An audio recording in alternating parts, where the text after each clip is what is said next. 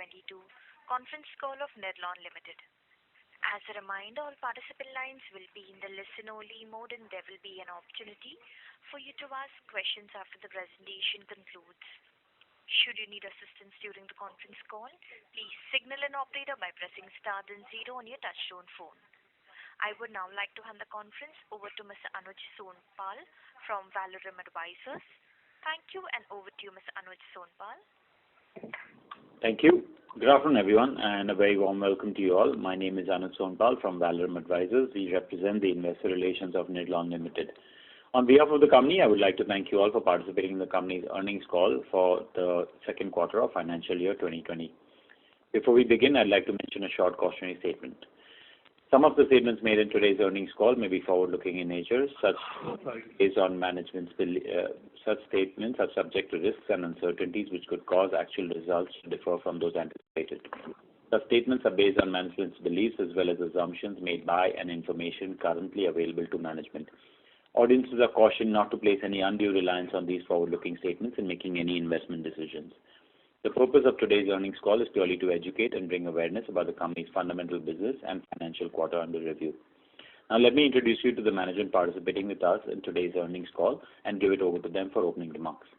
We have with us Mr. Rahul Sagar, Chief Executive Officer and Executive Director, Mr. Kunal Sagar, Promoter and Non-Executive Director, Mr. Manish Parekh, Chief Financial Officer, Mr. Jasmine Bhavsar, Company Secretary, Vice President of Legal and Compliance Officer, and Mr. Ashish Baradia, Deputy General Manager of Business Development, Nirlon Management Services Private Limited. Now I request Mr. Kunal Sagar to give the opening remarks. Thank you, and over to you, sir. Thank you, Anuj. Good afternoon, everyone, and welcome to our earnings conference call for the second quarter and the first half of the financial year 22. We wish everyone a very happy Diwali and hope everyone is safe and well. Let us start and take you through the financial performance of the company. For the second quarter of the financial year 22, the company reported a total income of approximately 80 crores, an increase of 5.3% from the previous quarter. EBITDA was about 60 crores, an increase of approximately 16.4% from the previous quarter. This represents an EBITDA margin of 75.28%. Profit after tax stood at about 34 crores, up by about 27.6% from the previous quarter. This represents a PAT margin of 42.2%. In the first half of the financial year 22, the company reported a total income of approximately rupees 156 crores with an EBITDA of about 112 crores, representing an EBITDA margin of 71.88%. Profit after tax stood at about 60 crores, representing a profit after tax margin of 38.63%. Now, when compared to the first half of the financial year 2021, the PAT was lower than the financial year 21-22 for two reasons. That is, total income was less due to higher vacancy in the first half of the financial year 21-22, and expenses were also higher in this quarter because provision for CSR expenses now need to be made in the first quarter of the financial year because of waterproofing expenses made in the first quarter before the onset of the monsoon, and the higher amortization of marketing fees as per accounting norms. Coming to the operational highlights, the company continues to improve and perform steadily post the second wave of COVID-19. Operations are supported by the extraordinary efforts made by our employees, partners, vendors, etc., and the excellent support received from our licensees, lender, board, and major shareholders. With increasing numbers of the population continuing to be vaccinated, we remain optimistic that the effects of the pandemic will continue to recede during the second half of this financial year, despite temporary spikes which may be anticipated as people return to a more normal life and come back to work. COVID-19, we have taken and continue to keep in place stringent and ongoing measures to provide the required pandemic-related health and safety measures in NKP and Nirlon House. The company has completed its vaccination drive for all its eligible employees, vendors, contractors, and their dependents. All our eligible personnel have taken both doses of the vaccine. Licensing. As on 30th September 2021, approximately 148,000 square feet of area was vacant, as against 158,000 on June 30th, 2021. Of this 148,000 square feet vacant area, Morgan Stanley has licensed and occupied approximately 38,000 square feet in October 2021. The company is in advanced discussions to license an additional approximately 51,000 square feet in Q3 financial year 22. On this basis, and factoring in another approximately 5,000 square feet being vacated in November 2021, we estimate vacancy to be down to approximately 64,000 square feet at the end of Q3 financial year 22. In other words, we estimate occupancy to be in excess of approximately 95% as on the 30th of December 2021.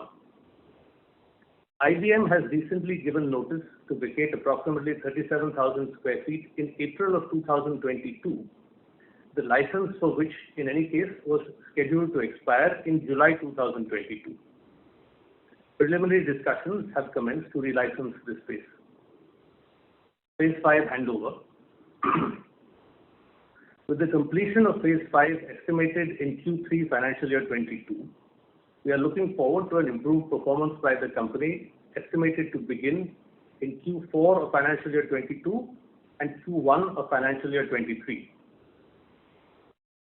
The entire Phase 5 chargeable area of approximately 1.16 million square feet has been committed by JP Morgan. We are glad to say that based on our most recent constructive and positive discussions earlier this week, the handover to JP Morgan is estimated in December 2021, and license fees are estimated to begin 5 months thereafter as per the contracted license fee-free period. It is worth mentioning that the handover process to JP Morgan is already underway and is proceeding based on agreed norms. Dividends. As discussed in our earlier call, the company will recommend dividends, whether interim or final, to the maximum extent deemed prudent after ensuring it has adequate cash reserves to meet any potential contingencies. Thank you. With this, we conclude our opening remarks and open the floor for questions. Thank you very much. Ladies and gentlemen, we will now begin the question-answer session. Anyone who wishes to ask a question may press star and 1 on their touchtone telephone. If you wish to remove yourself from the question queue, you may press star and 2. Participants are requested to use handsets while asking a question. Ladies and gentlemen, we will wait for a moment while the question queue assembles.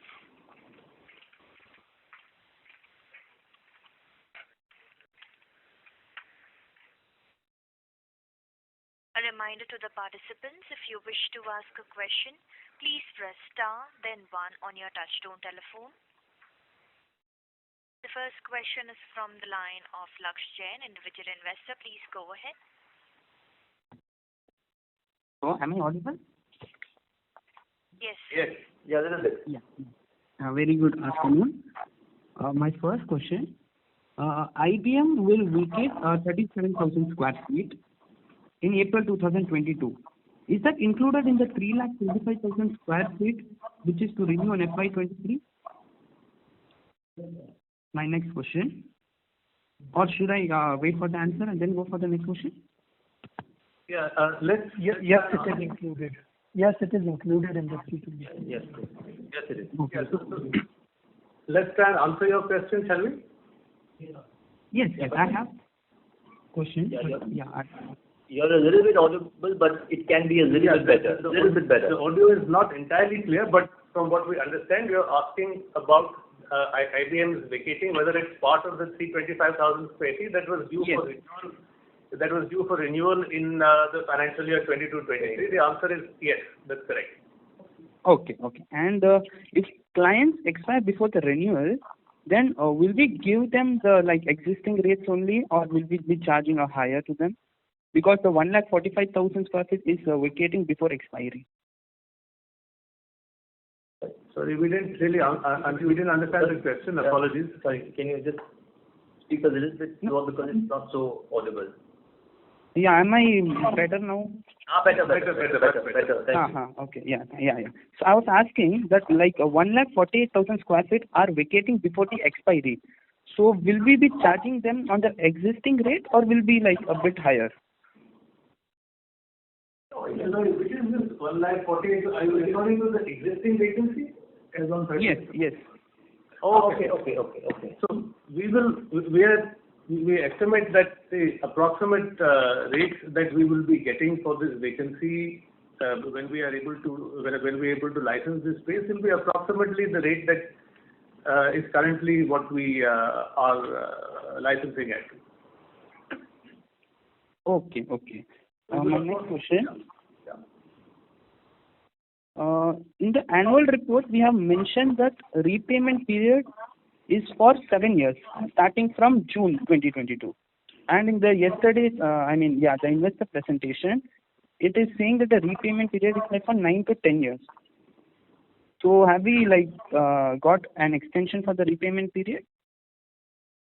That's a good question. The final repayment period is something that we'll be discussing and finalizing with the lender going forward. The lender has already given us, the current lender HDFC has already given us a moratorium of roughly 5 years during our construction period. And we estimate that it will be 7 years during which the amortization will take place going forward. We will be discussing with them to understand whether there is a possibility of a longer amortization or not. Okay. So given the longer amortization, will we be like going till the end or there will be a bulk payment in between? Sorry? What was the last part of the question?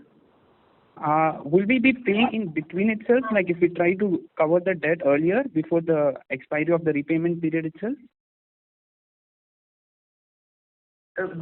We would.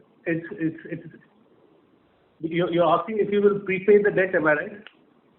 Yes.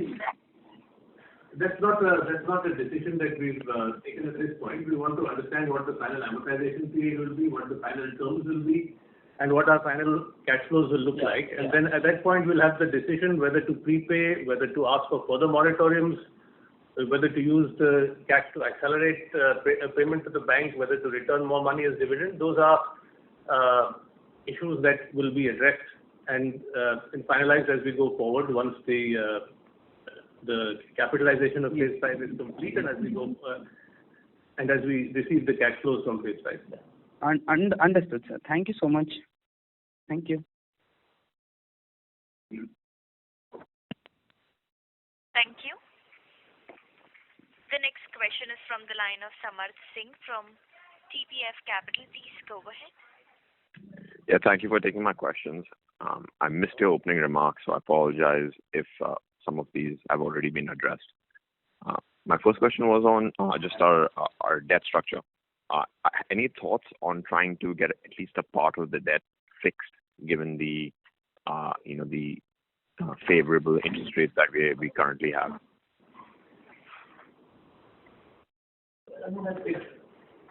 That's very much a part of the discussions we are having, and whether or not we decide on a fixed rate will of course depend on what is the kind of premium that the fixed rate will attract as compared to a variable rate. But it's of course very much a part of any discussion we'll be having as regards to the structure of the debt going forward post capitalization of phase 5. Yeah, but it is something that we are aware of based on the current situation with interest rates right now. So it is something that is factoring in our talks once we transition from construction to LRD, etc., etc. So it's a fair question, and it is definitely something which we are taking very seriously. Okay, excellent.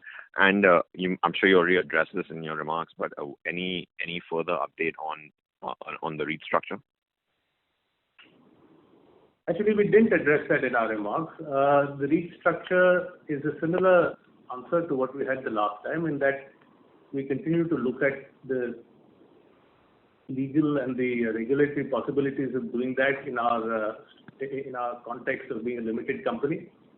And we have increasing and very useful information in that regard. Whether or not that is a decision that we would finally take and whether or not that's something that would happen is not something that we currently have in any way decided. It's purely in the stage of where we are collecting and collating data to see what would be the most beneficial outcome from a shareholder and a company point of view.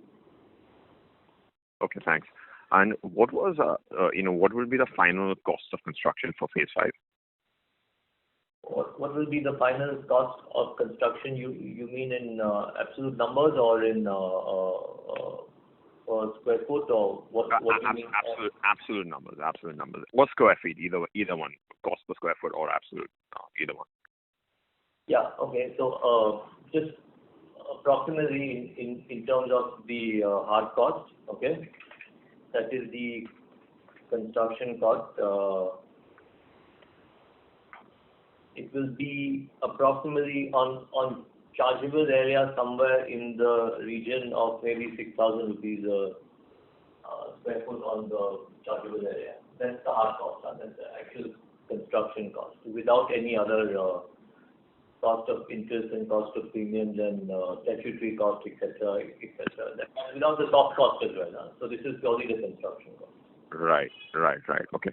And I'm wondering if you guys have done. That's on chargeable area at 80% efficiency, because if your chargeable area, if you change the efficiency, then of course it can go up and down. So that's at 80%. It's about maybe a little bit over 6,000. Okay.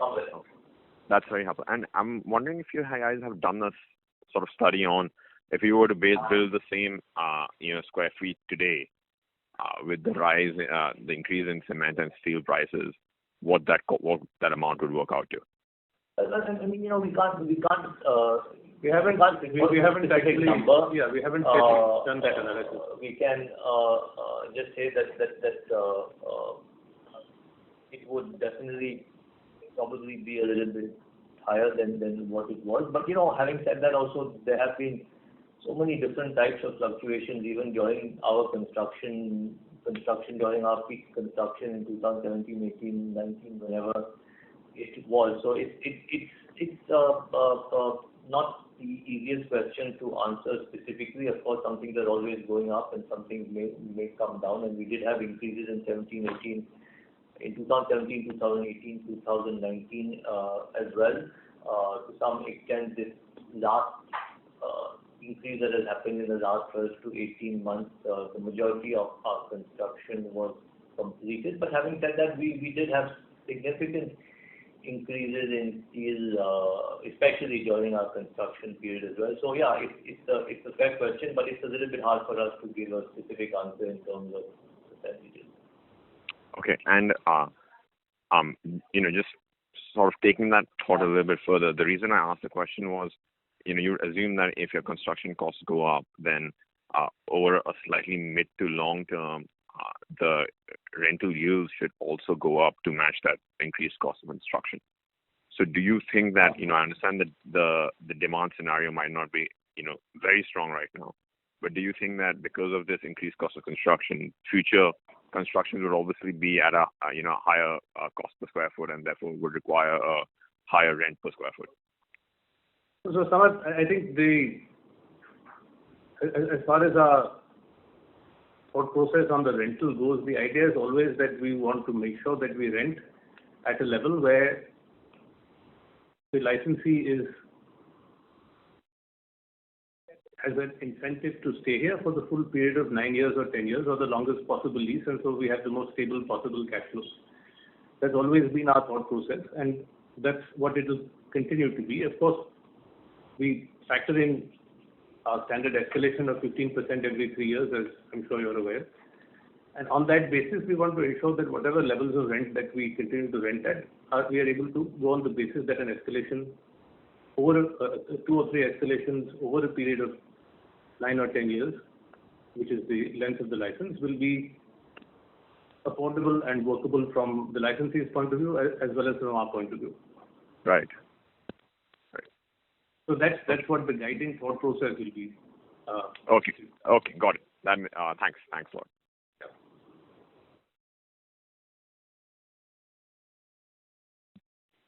Thank you.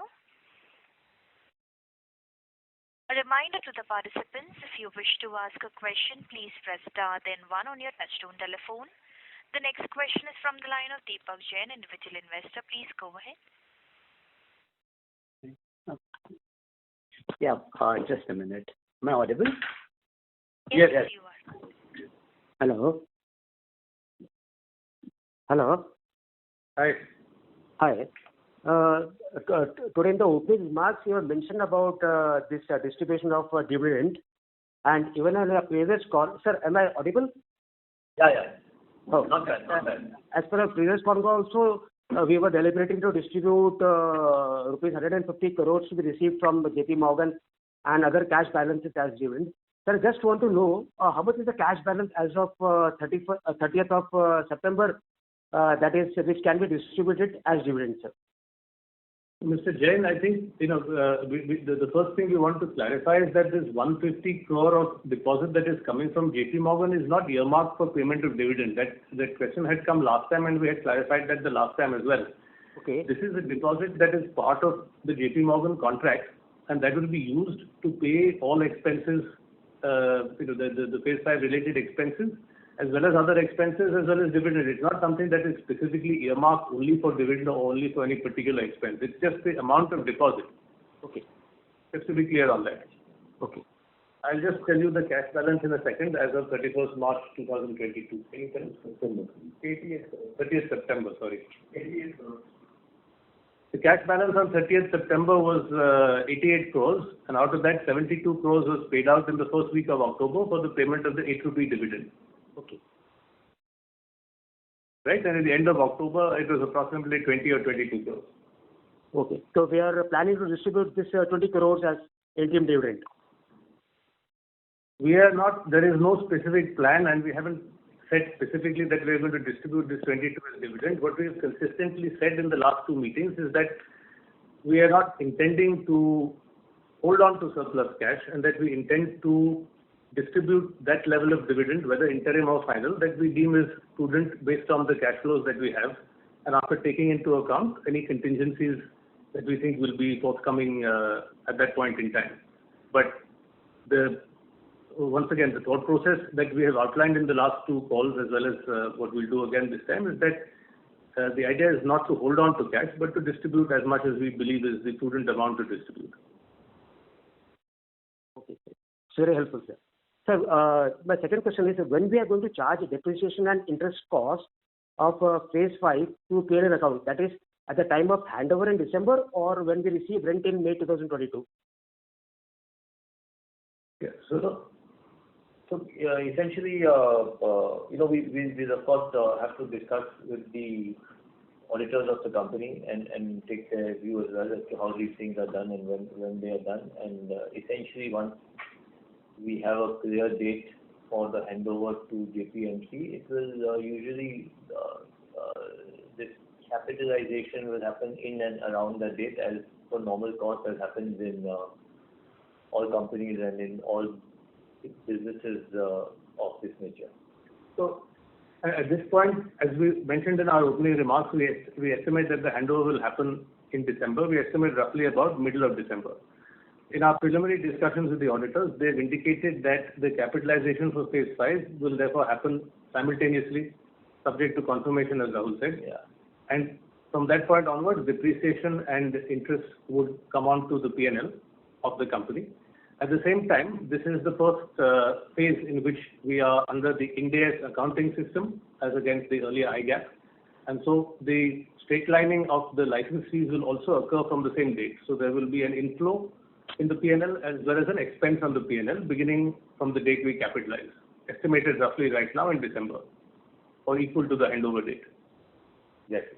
No, but you have told that we'll be receiving rent only after 5 months of handover.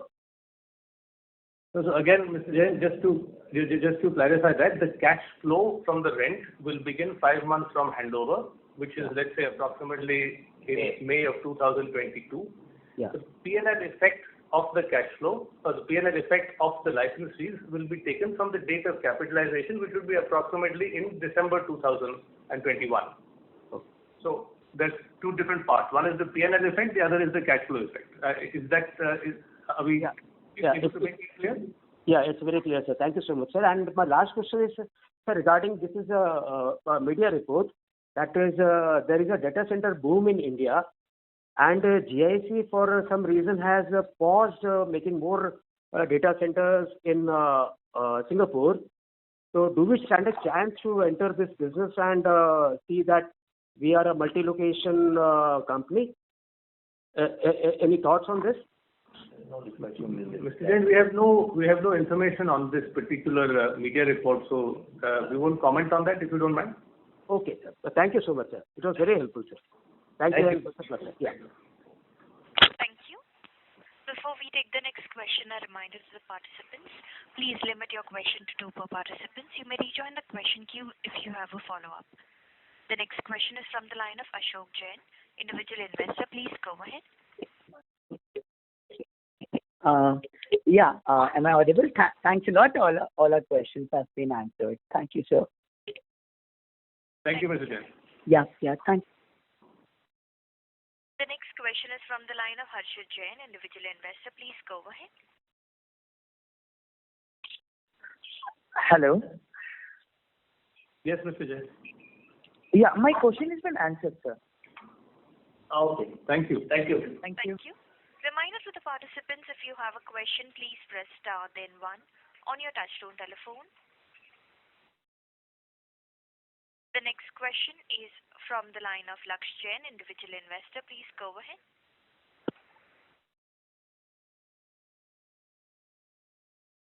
Mr. Laksh Jain, you may please go ahead with your question. My questions have been answered already. Thank you so much. Thank you. The next question is from the line of Bhupendra Tiwari from ICICI Direct. Please go ahead. Hi, sir. Am I audible? Yes. Yeah. So my question is that we've been asking about what is the future of the business in terms of further expansion. Of course, we do not have a space there at NKP, and have we kind of thought of reinvestments of the cash flows that would be accruing over the next 5, 10, whatever years that we are coming, or is it a steady state only existing rental kind of a business that we see as of now, right now, as we speak? Mr. Tiwari, at this point, we are evaluating the possibility of any further expansions amongst the other options that we have.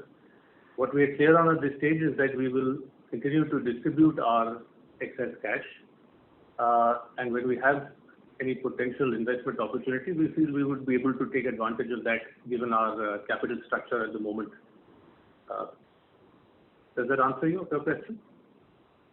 That is perfectly fine, sir. Now, the second part is that have we had any discussion with the co-promoters, that is GIC, in terms of their involvement, in terms of further involvement or further partnership or further kind of expansion part of it? Of course, you said that you are evaluating in terms of the growth part, but because they already have that huge portfolio in India in terms of the other assets, do we fall into the purview of that kind of investments, that portfolio, or it's a separate investment, standalone investment for GIC, which stays as it is?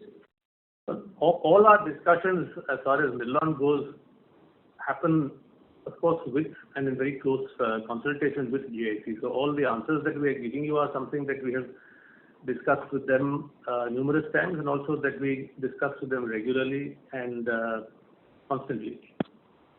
But we don't. Our discussions are restricted to the NL, to the Nirlon-related issues, and we are not able to comment on any discussions with GIC which are non-Nirlon related. We don't discuss their broader portfolio with them. We discuss in the Nirlon context. Yeah. Fair enough, sir. I think that was useful. Thanks a lot. Thank you. Before we take the next question, a reminder to the participants. To ask a question, please press star then 1. The next question is from the line of Dilip Jain, individual investor. Please go ahead. Yes, sir. Sir, am I audible, sir? Yes. Okay.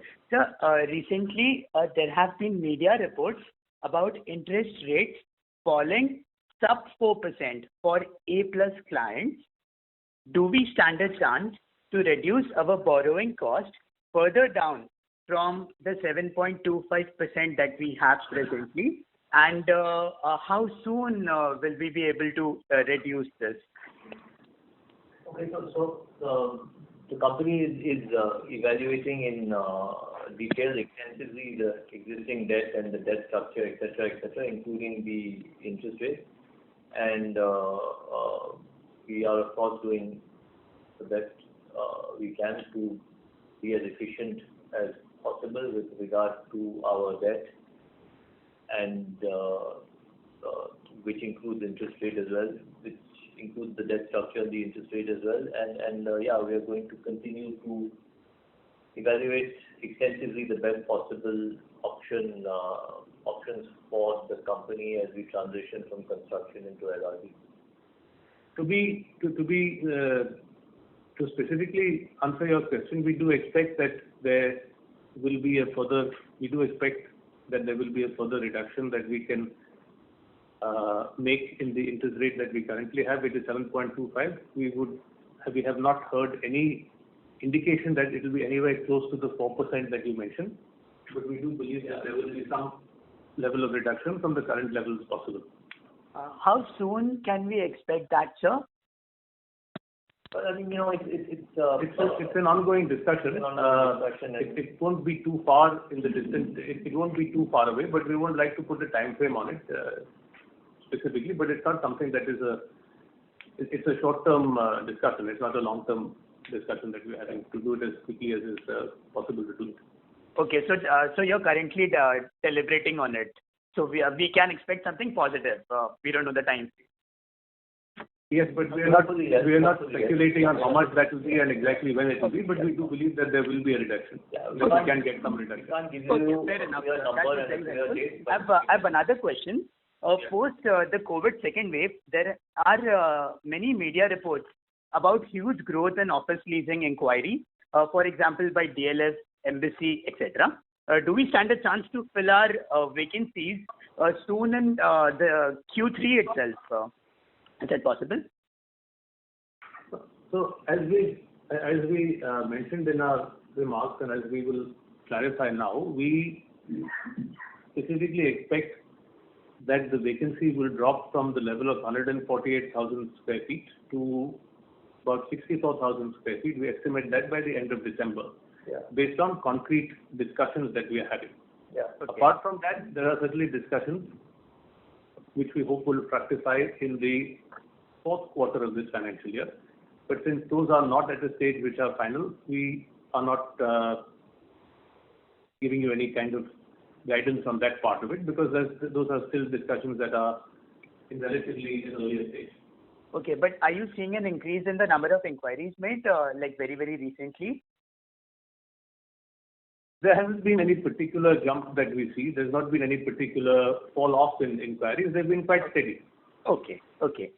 And sir, my last question is, we were in deliberation with our major shareholder GIC to find a more tax efficient way of distributing profits. For example, the REIT structure. What is the progress on this discussion as of now, sir? That remains a discussion between GIC and us. That is obviously a very high priority for us. And as we mentioned a little earlier in the call as well, that being a listed entity, there are a lot of issues that we need to factor in from a regulatory point of view and from a taxation point of view, that we continue to receive very useful and good information on, and that we continue to discuss with GIC. GIC has a lot of good information that they continue to discuss with us. We have no conclusion on that at this point, but we are working towards seeing what might be the best possible potential outcome as far as that aspect is concerned. There is no definitive conclusion on that as to whether it can be A, B, or C, but the idea is to try and see what best is possible to do, of course. Okay. Very helpful, sir. Thanks a lot. Thank you. My best wishes with you. Thank you. Thank you. Before we take the next question, a reminder to the participants. If you wish to ask a question, please press star then one. The next question is from the line of Mukesh Kothari individual investor. Please go ahead. Yeah, hi. Thanks for the opportunity. In terms of REIT, I just want to understand, I believe there's a restriction in terms of multiple portfolio a REIT should have. So is it possible that the GIC might look at their other properties and the property of NKC as well, and then come out with REIT? It's a question at the GIC level, which we would not really comment on because it's something that is to do with their overall strategy in terms of what they will do in India, and we would like to confine our answers to what is related to Zilon here. Understood. So if there is an option given to you, would you take that option? I mean, in terms of unlocking through this route? I'm sorry, that's not a yes or no answer. We won't want to answer that at all. Yeah. Understood. Okay. Second question is basically on the interest cost. So next year we can safely assume that on 1,000 crore debt that you have, which won't be capitalized going forward, the interest, there will be additional hit of around 70 crores to the P&L in terms of interest. Sorry, could you clarify the question for us? Are you asking what the EMI might be? No, the hit to the P&L in terms of interest cost, additional 70 crores, right? Basically, 1,000 crores is the debt. Yeah, got it. So assuming your debt is right now 1030, it will be at approximately 7%. It will be approximately 70 crores, as you said. So yeah, that will work out to approximately 6 crores a month. Yeah, that I mean, it just depends what the final number is on the debt. Understood. Sir, in your next question is, in your presentation, you have said that around 200 crores would add to your top line without much addition to your operating expenses. So can we assume that, we will maintain the same kind of EBITDA, around 75% going forward for the new property as well, for the phase 5 property as well?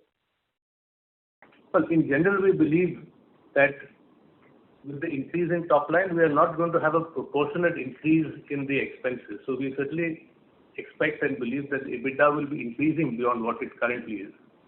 Because the only variable costs like property management fees, CAM expenses will increase in line with revenues. Other costs, the administration and other costs will not increase in the same proportion, and therefore margins will certainly improve on an EBITDA basis post phase 5. That is one of the biggest advantages that we are going to get from phase 5. And that's exactly what we are trying to say in that particular portion of the report. Okay, fine. Understood. One final thing. So basically, you will get additional cash flow of around, say, 200 crores pre-tax, and your loan is around 1,000 crores. So we can easily, if say nothing happens, we can easily look at, say, 5-year period to close out the loan, right? I know it could be much earlier. No, so again, you are, I think, making an assumption that we would use all the money or a substantial part of the excess cash flow to pay down debt. So that is not any decision. That's not a decision that we have taken. Whether we choose to pay down debt immediately, whether we choose to extend the amortization period beyond what it might otherwise contractually be or what might normally be, that is a decision that we are going to be taking going forward. But it is certainly not something that we definitely decided that because we have the excess cash, we are definitely only going to pay down the debt. Our options are very clear before us. It's obviously debt is one of them, but the payment of dividend, the distribution of dividend, as well as other potential areas that we might want to look at are certainly areas that we are keeping open, and we would decide based on what we feel is the most relevant for us at that point in time. Understood. One final question on LRD. So I assume I believe LRD is cheaper than 7.25 term debt that you are looking at. So is there any discussion, and what sort of arbitrage is there in terms of the interest differential? Yeah, we just answered that question a few minutes ago. So basically what we're saying is now we are looking in a lot of detail extensively at the best possible options for us to make our debt structure efficient in terms of structure and in terms of interest rate as well. And once we get the handover going and make the final transition from construction into LRD, we do expect, of course, that things will be a lot, will be less than this number of 7.25 as we indicated earlier. So yeah, we are working very extensively to make sure that our debt structure is as efficient as possible in terms of the final, in terms of the interest rate, in terms of the actual interest rate as well as the structure. Fine. Thank you, sir. Thanks a lot. Thank you. All the best. Thank you. Reminder to the participants, if you wish to ask a question, please press star, then 1 on your touchtone telephone.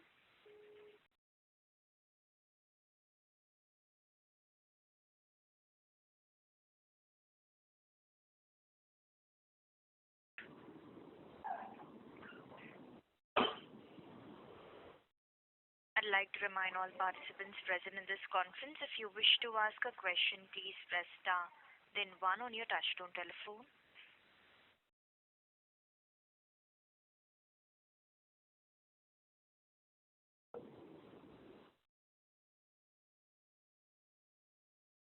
Ladies and gentlemen, that was the last question for today. I would now like to hand the conference over to Mr. Kunal Sagar from Nedlon Limited for closing comments. Thank you very much for the questions and for your participation. We appreciate it very much. Anuj, is there any other point that we need to be discussing? No, I think we're good. We can close. So thank you very much to everyone for making the time, and it's much appreciated. Thank you. All the best. Thank you. On behalf of Nedlon Limited, we conclude today's conference. Thank you all for joining. You may now disconnect your lines.